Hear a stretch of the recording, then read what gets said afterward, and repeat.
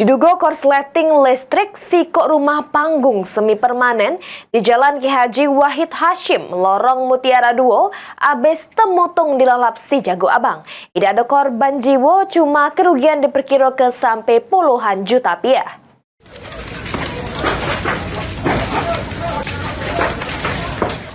Sikok rumah panggung semi permanen punya Arifin, warga di pemukiman padat penduduk yang berada di Jalan Ki Haji Wahid Hashim, Lorong Mutiara 2, Kelurahan Limo Ulu Darat, Kecamatan Seberang Ulu 1, Palembang, abis dilalap si jago abang pada Selasa malam dini hari sekitar jam 1-an. Bermula pas saksi Meliana, salah siko warga yang rumahnya bersebelahan dengan rumah korban, terbangun dari tidurnya karena dengar suara ngeretek pecak kayu terbakar. Pas dirinya keluar rumah, api sudah besar dari rumah tetangganya. Warga yang jingok api sudah besar nyoba ngelakukan pemideman dengan alat seadanya. Api baru bisa dipidem ke 2 jam sesudah sekitar jam setengah 4 subuh. Sehabis 7 unit mobil dinas kebakaran kota Palembang diterjunkan. Pas jam 1 itu tiba-tiba bangun, bunyi suara kotak-kotak, buka pintu, pas buka pintu, jelala api itu besar, api itu besar, ya sudah tinggal teriak-teriak baik, kita mati ke sekering, teriak-teriak, kumpul lah warga. Iya.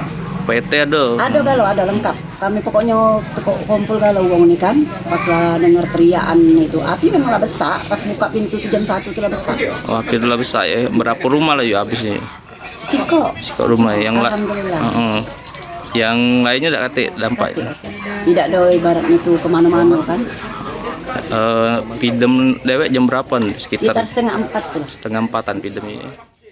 Menurut keterangan Sukma yang merupakan adik korban, kalau api tersebut diduga arus pendek listrik yang akibat ke rumah peninggalan wong tuanya abis temutung dilalap si jago abang. Beruntung dalam kejadian tersebut tidak ada korban jiwa ataupun luka-luka, cuma kerugian material punya korban yang melok temutung diperkirakan puluhan juta rupiah.